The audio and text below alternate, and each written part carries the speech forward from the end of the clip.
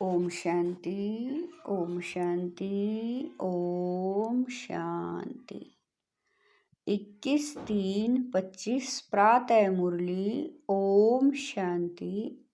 बाप दादा मधुबन। मीठे बच्चे, तुम्हें अपने योग बल से सारी सृष्टि को पावन बनाना है।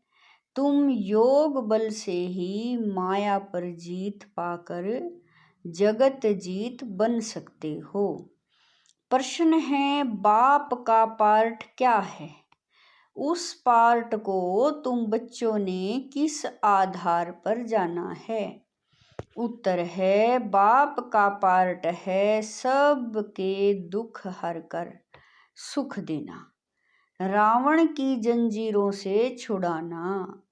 जब बाप आते हैं तो भक्ति की रात पूरी होती है। बाप तुम्हें स्वयं अपना और अपनी जायदाद का परिचय देते हैं। तुम एक बाप को जानने से ही सब कुछ जान जाते हो। गीत है, तुम ही हो माता पिता, तुम ही हो बंधु सखा, तुम ही हो। ओम शांति। बच्चों ने ओम शांति का अर्थ समझा है। बाप ने समझाया है, हम आत्मा हैं। इस सृष्टि ड्रामे के अंदर हमारा मुख्य पार्ट है। किसका पार्ट है? आत्मा शरीर धारण कर पार्ट बजाती है। तो बच्चों को अब आत्म अभिमानी बना रहे हैं। इतना समय देह अभिमानी थे, अब अपने को आत्मा समझ बाप को याद करना है। हमारा बाबा आया हुआ है ड्रामा प्लान अनुसार। बाप आते भी हैं रात्रि में। कब आते हैं उसकी तिथि तारीख कोई नहीं है। तिथि तारीख उनकी होती है जो लौकिक जन्म लेते हैं। यह तो है पारलौकिक बाप। इनका लौकिक जन्म नहीं है। श्री कृष्ण की तिथि तारीख समय आदि सब देते हैं। इनका तो कहा जाता है दिव्य जन्म। बाप इनमें प्रवेश कर बताते हैं कि यह बेहद का ड्रामा है। उसमें आधा कल्प है रात, जब रात अर्थात घोर अंधियारा होता है तब मैं आता हूँ। तिथि तारीख कोई नहीं। इस समय भक्ति भी तमो प्रधान है।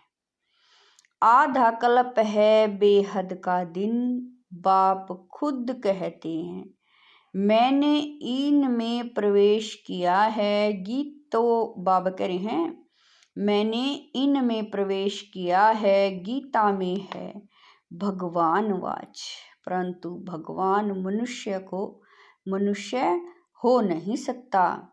श्री कृष्ण भी दैवी गुणों वाला है। यह मनुष्य लोक है, यह देवलोक नहीं है। गाते भी हैं ब्रह्मा देवताए नमः, वह है सूक्ष्म वतनवासी। बच्चे जानते हैं वहाँ हड्डी मांस नहीं होता है, वह है सूक्ष्म सफेद छाया। जब मूल वतन में है तो आत्मा को न सूक्ष्म शरीर छाया वाला है न हड्डी वाला है। इन बातों को कोई भी मनुष्य मात्र नहीं जानते हैं।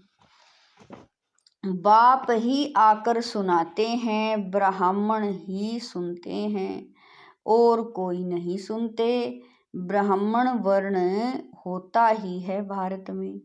वह भी तब होता है जब परम पिता परमात्मा प्रजापिता ब्रह्मा द्वारा ब्राह्मण धर्म की स्थापना करते हैं। अब इनको रचता भी नहीं कहेंगे। नई रचना कोई रचते नहीं है। सिर्फ बाबा कह रहे हैं, सिर्फ रिजुनेट करते हैं, बुलाते भी हैं, हे बाबा पतित दुनिया में आकर हमको पावन बनाओ। अभी तुमको पावन बना रहे हैं, तुम फिर योग बल से इस सृष्टि को पावन बना रहे हो। माया पर तुम जीत पाकर जगत जीत बनते हो। योग बल को साइंस बल भी कहा जाता है। ऋषि मुनि आदि सब शांति चाहते हैं, परंतु शांति का अर्थ तो जानते नहीं। यहाँ तो जरूर पार्ट बजाना है ना। शांति धाम है, स्वीट साइलेंस होम। तुम आत्माओं को अब यह मालूम है कि हमारा घर शांति धाम है। यहाँ हम पार्ट बजाने आए हैं, बाप को भी बुलाते हैं। हे पतित पावन, दुख हरता, सुख करता, आओ हमको इस रावण की जंजीरों से छुड़ाओ। भक्ति है रात, ज्ञान है दिन। रात मुर्दाबाद होती है, फिर ज्ञान जिंदाबाद होता है। यह खेल है सुख और दुख का। तुम जानते हो, पहले हम स्वर्ग में थे, फिर उतरते उतरते आकर नीचे हेल में पड़े हैं। कलयुग कब खलास होगा, फिर सतयुग कब आएगा, यह कोई नहीं जानते। तुम बाप को जानने से बाप द्वारा सब कुछ जान गए हो। मनुष्य भगवान को ढूंढने के लिए कितना धक्का खाते हैं, बाप को जानते ही नहीं। जाने तब जब बाप आकर अपना और जायदाद का परिचय दे। वर्षा बाप से ही मिलता है, माँ से नहीं। इनको मम्मा भी कहते हैं, परंतु इनसे वर्षा नहीं मिलता है। इनको याद भी नहीं करना है। ब्रह्मा विष्णु शंकर भी शिव के बच्चे हैं, यह भी कोई नहीं जानते। बेहद की सारी दुनिया का रचेता एक ही बाप है, बाकी सब हैं उनकी रचना या हद के रचेता। अब तुम बच्चों को बाप कहते हैं, मुझे याद करो तो तुम्हारे विक्रम विनाश हो। मनुष्य बाप को नहीं जानते हैं तो किसको याद करें। बाबा कह रहे हैं, इसीलिए बाप कहते हैं कि कितने निधन के बन पड़े हैं। यह भी ड्रामा में नूंद है। भक्ति और ज्ञान दोनों में सबसे श्रेष्ठ कर्म है दान करना। भक्ति मार्ग में ईश्वर अर्थ दान करते हैं। किस लिए? कोई कामना तो जरूर रहती है। समझते हैं जैसा कर्म करेंगे वैसा फल दूसरे जन्म में पाएंगे। इस जन्म में जो करेंगे उसका फल दूसरे जन्म में पाएंगे। जन्म जन्मांतर नहीं पाएंगे, एक जन्म के लिए फल मिलता है। सबसे अच्छे ते अच्छा कर्म होता है दान। दानी को पुण्यात्मा कहा जाता है। भारत को महादानी कहा जाता है। भारत में जितना दान होता है उतना और कोई खंड में नहीं। बाप भी आकर बच्चों को दान करते हैं, बच्चे फिर बाप को दान करते हैं। कहते हैं बाबा आप आएंगे तो हम अपना तन मन धन सब बाप के हवाले कर देंगे। आप बगैर हमारा कोई नहीं। बाप भी कहते हैं मेरे लिए तुम बच्चे ही हो, मुझे कहते ही हैं हेवनली गॉड फादर, अर्थात स्वर्ग की स्थापना करने वाला।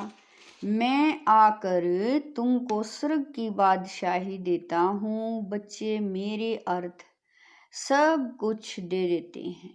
बाबा सब कुछ आपका है। भक्ति मार्ग में भी कहते हैं बाबा यह सब कुछ आपका दिया हुआ है, फिर वह चला जाता है तो दुखी हो जाते हैं। वह है भक्ति का अल्पकाल का सुख। बाप समझाते हैं, भक्ति मार्ग में तुम मुझे दान पुण्य करते हो, इनडायरेक्ट उसका फल तो तुमको मिलता रहता है। अब इस समय में मैं तुमको कर्म अकर्म विक्रम का राज बैठ समझाता हूँ। भक्ति मार्ग में तुम जैसे कर्म करते हो उसका अल्पकाल सुख भी मेरे द्वारा तुमको मिलता है। इन बातों का दुनिया में किसी को पता नहीं है। बाप ही आकर कर्मों की गति समझाते हैं। सतयुग में कभी कोई बुरा कर्म करते ही नहीं, सदैव सुख ही सुख है। याद भी करते हैं सुख धाम स्वर्ग को, अभी बैठे हैं नरक में, फिर भी कह देते फलाना स्वर्ग पधारा। आत्मा को स्वर्ग कितना अच्छा लगता है, आत्मा ही कहती है ना फलाना स्वर्ग पधारा, परंतु तमो प्रधान होने के कारण उनको कुछ पता नहीं पड़ता है कि स्वर्ग क्या नरक क्या है। बेहद का बाप कहते हैं तुम सब कितने तमो प्रधान बन गए हो, ड्रामा को तो जानते नहीं, समझते भी हैं कि सृष्टि का चक्र फिरता है तो जरूर हूबहू फिरेगा ना, वह सिर्फ कहने मात्र कह देते हैं। अभी यह है संगम युग, इस समय ही संगम युग का गायन है। आधा कल्प देवताओं का राज्य चलता है, फिर वह राज्य कहाँ चला जाता, कौन जीत लेते हैं यह भी किसी को पता नहीं। बाप कहते हैं रावण जीत लेता है, उन्होंने फिर देवताओं और असुरों की लड़ाई बैठ दिखाई है। अब बाप समझाते हैं 5 विकारों रूपी रावण से हारते हैं, फिर जीत भी पाते हैं रावण पर। तुम तो पूज्य थे, फिर पुजारी पतित बन जाते हो तो रावण से हारे ना। यह तुम्हारा दुश्मन होने के कारण तुम सदैव जलाते आए हो, परंतु तुमको पता नहीं है। अब बाप समझाते हैं रावण के कारण तुम पतित बने हो। इन विकारों को ही माया कहा जाता है। माया जीत जगत जीत, यह रावण सबसे पुराना दुश्मन है। अभी श्रीमत से तुम इन 5 विकारों पर जीत पाते हो। बाप आए हैं जीत पहनाने, यह खेल है ना। माया ते हारे हार, माया ते जीते जीत, जीत बाप ही पहनाते हैं, इसीलिए इनको सर्वशक्तिमान कहा जाता है। रावण भी कम शक्तिमान नहीं है, परंतु वह दुख देते हैं, इसीलिए गायन नहीं है। रावण है बहुत दुस्तर, तुम्हारी राजाई ही छीन लेते हैं। अभी तुम समझ गए हो हम कैसे हारते हैं फिर कैसे जीत पाते हैं। आत्मा चाहती भी है, हमको शांति चाहिए, हम अपने घर जावें। भक्त भगवान को याद करते हैं, परंतु पत्थर बुद्धि होने कारण समझते नहीं हैं। भगवान बाबा है तो बाप से जरूर वर्षा मिलता होगा, मिलता भी जरूर है, परंतु वह कब मिलता है फिर कैसे गवाते हैं यह नहीं जानते हैं। बाप कहते हैं मैं इस ब्रह्मा तन द्वारा तुमको वैकुंठ समझाता, तुम बाबा कह रहे हैं मैं इस ब्रह्मा तन द्वारा तुमको बैठ समझाता हूँ। मुझे भी ऑर्गन्स चाहिए ना, मुझे अपनी कर्मेंद्रियां तो है नहीं, सूक्ष्म वतन में भी कर्मेंद्रियां हैं। चलते फिरते जैसे मूवी बाइस्कोप होता है, यह मूवी टॉकी बाइस्कोप निकले हैं तो बाप को भी समझाने में सहज होता है। उन्हों का है बाहुबल, तुम्हारा है योग बल, वह दो भाई भी अगर आपस में मिल जाएं तो विश्व पर राज्य कर सकते हैं, परंतु अभी तो फूट पड़ी हुई है। तुम बच्चों को साइलेंस का शुद्ध घमंड रहना चाहिए। तुम मन मना भव के आधार से साइलेंस द्वारा जगत जीत बन जाते हो। वह है साइंस घमंडी। तुम साइलेंस घमंडी अपने को आत्मा समझ बाप को याद करते हो। याद से तुम सतो प्रधान बन जाएंगे। बहुत सहज उपाय बताते हैं। तुम जानते हो शिव बाबा आए हैं हम बच्चों को फिर से स्वर्ग का वर्षा देने। तुम्हारा जो भी कलयुगी कर्म बंधन है, बाप कहते हैं उनको भूल जाओ। 5 विकार भी मुझे दान में दे दो। तुम जो मेरा मेरा करते आए हो, मेरा पति, मेरा फलाना, यह सब भूलते जाओ। सब देखते हुए भी उनसे ममत्व मिटा दो। यह बात बच्चों को ही समझाते हैं जो बाप को जानते ही नहीं। वह तो इस भाषा को भी समझ न सके। बाप आकर मनुष्य से देवता बनाते हैं। देवताएं होते ही सतयुग में, कलयुग में होते हैं मनुष्य। अभी तक उनकी निशानियां हैं, अर्थात चित्र हैं। मुझे कहते ही हैं पतित पावन। मैं तो डिग्रेड होता नहीं हूँ। तुम कहते हो हम पावन थे, फिर डिग्रेड हो पतित बने हैं। अब बाप आकर पावन बनाओ तो हम अपने घर में जाएं। यह है सेपरेचुअल नॉलेज, अविनाशी ज्ञान रतन है ना। यह है नई नॉलेज। अभी तुमको यह नॉलेज सिखाता हूँ।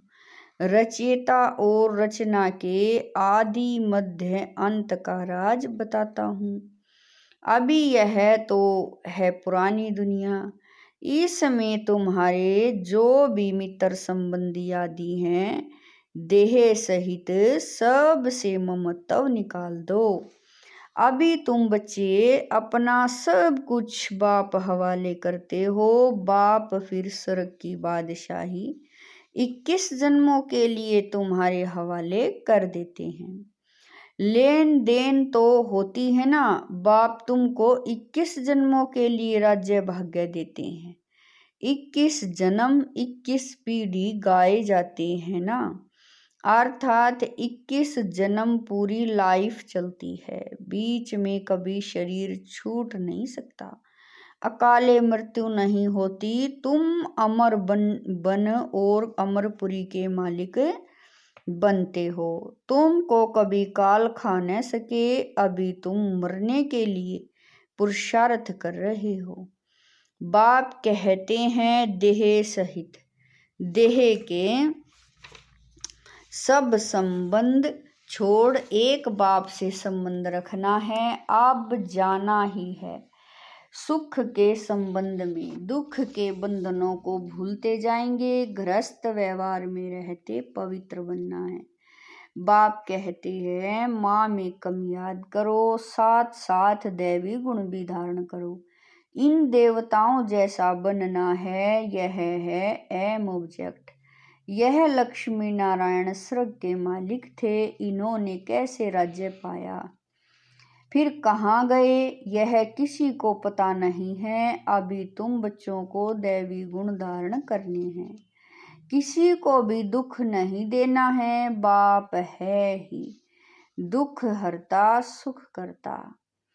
तो तुमको भी सुख का रास्ता सबको बताना है, अर्थात अंधों की लाठी बनना है। अभी बाप ने तुम्हें ज्ञान का तीसरा नेत्र दिया है। तुम जानते हो बाप कैसे पार्ट बजाते हैं।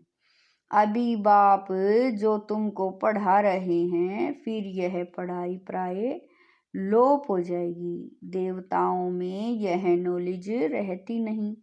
तुम ब्रह्मा मुख वंशावली ब्राह्मण ही रचता और रचना के ज्ञान को जानते हो, और कोई जान नहीं सकते। इन लक्ष्मी नारायण आदि में भी अगर यह ज्ञान होता तो परंपरा चलाता। वहाँ ज्ञान की दरकरार ही नहीं रहती, क्योंकि वहाँ है ही सदगति। अभी तुम सब कुछ बाप को दान देते हो, तो फिर बाप तुमको 21 जन्मों के लिए सब कुछ दे देते हैं। ऐसा दान कभी होता नहीं, तुम जानते हो। हम सर्वंस देते हैं। बाबा, यह सब कुछ आपका है, आप ही हमारे सब कुछ हो। तवमेव माताश्च पिता तवमेव, तमेव बंधुश्च सखा तवमेव। पार्ट तो बजाते हैं ना, बच्चों को अडॉप्ट भी करते हैं, फिर खुद भी पढ़ाते हैं, फिर खुद ही गुरु बन सबको ले जाते हैं। कहते हैं मुझे याद करो तो पावन बन जाएंगे, फिर तुमको साथ ले जाऊंगा। यह यज्ञ रचा हुआ है, यह है शिव ज्ञान यज्ञ। इसमें तुम तन मन धन सब स्वाहा कर देते हो। खुशी से सब अर्पण हो जाता है, बाकी आत्मा रह जाती है। बाबा, बस अब हम आपकी श्रीमत पर ही चलेंगे। बाप कहते हैं गृहस्थ व्यवहार में रहते पवित्र बनना है। 60 वर्ष की आयु जब होती है तो वानप्रस्थ अवस्था में जाने की तैयारी करते हैं, परंतु वह कोई वापस जाने के लिए थोड़ा ही तैयारी करते हैं। अभी तुम सतगुरु का मंत्र लेते हो, मन मना भव। भगवान वाच, तुम मुझे याद करो तो तुम्हारे विक्रम विनाश होंगे। सबको कहो आप सबकी वानप्रस्थ अवस्था है। शिव बाबा को याद करो, अब जाना है अपने घर। अच्छा, मीठे मीठे शकील दे बच्चों प्रति माता पिता बाप दादा का याद प्यार और गुड मॉर्निंग। रूहानी बाप की रूहानी बच्चों को नमस्ते। हम रूहानी बच्चों की रूहानी माता पिता बाप दादा को दिलवा जान शिकवा प्रेम से याद प्यार गुड मॉर्निंग नमस्ते। ओम शांति। मेरे बाबा, मीठे बाबा, प्यारे बाबा, लाख लाख शुक्रिया मेरे बाबा। धारणा के लिए मुख्य सार है। नंबर 1, कलयुगी सर्व कर्म बंधनों को बुद्धि से भूल 5 विकारों का दान कर आत्मा को सतो प्रधान बनाना है। एक ही साइलेंस के शुद्ध घमंड में रहना है। नंबर 2, इस रुद्र यज्ञ में खुशी से अपना तन मन धन सब अर्पण कर सफल करना है। इस समय सब कुछ बाप हवाले कर 21 जन्मों की बादशाही बाप से ले लेनी है। वरदान है, रोब के अंश का भी त्याग करने वाले सवमानधारी पुण्य आत्मा भवै। वरदान है, रोब के अंश का भी त्याग करने वाले सवमानधारी पुण्य आत्मा भवै। सवमानधारी बच्चे सभी को मान देने वाले दाता होते हैं। दाता अर्थात रहम दिल। उनमें कभी किसी भी आत्मा के प्रति संकल्प मात्र भी रोब नहीं रहता। यह ऐसा क्यों, ऐसा नहीं करना चाहिए, होना नहीं चाहिए। ज्ञान यह कहता है, क्या यह भी सूक्ष्म रोब का अंश है। लेकिन सवमानधारी पुण्य आत्माएं गिरे हुए को उठाएंगी, सहयोगी बनाएंगी। वह कभी यह संकल्प भी नहीं कर सकती कि यह तो अपने कर्मों का फल भोग रही हैं। करेंगे तो जरूर पाएंगे, इन्हें गिरना नहीं चाहिए। बाबा कह रहे हैं, करेंगे तो पाएंगे, इन्हें गिरना ही चाहिए। ऐसे संकल्प आप बच्चों के नहीं हो सकते। स्लोगन है, संतुष्टता और प्रसन्नता की विशेषता ही उड़ती कला का अनुभव कराती है। स्लोगन है, संतुष्टता और प्रसन्नता ही विशेषता की उड़ती कला का अनुभव कराती हैं। अव्यक्त इशारे, सत्यता और सभ्यता रूपी कल्चर को अपनाओ। सत्यता के शक्ति की निशानी है निर्भयता। कहा जाता है, सच तो वीठो नच, अर्थात सत्यता की शक्ति वाला सदा बेफिक्र निश्चिंत होने के कारण, निर्भय होने के कारण खुशी में नाचता रहेगा। यदि अपने संस्कार व संकल्प कमजोर हैं तो वह कमजोरी ही मन की स्थिति को हलचल में लाती है। इसीलिए पहले अपने सूक्ष्म कमजोरियों को अविनाशी रुद्र यज्ञ में स्वाहा करो। ओम शांति।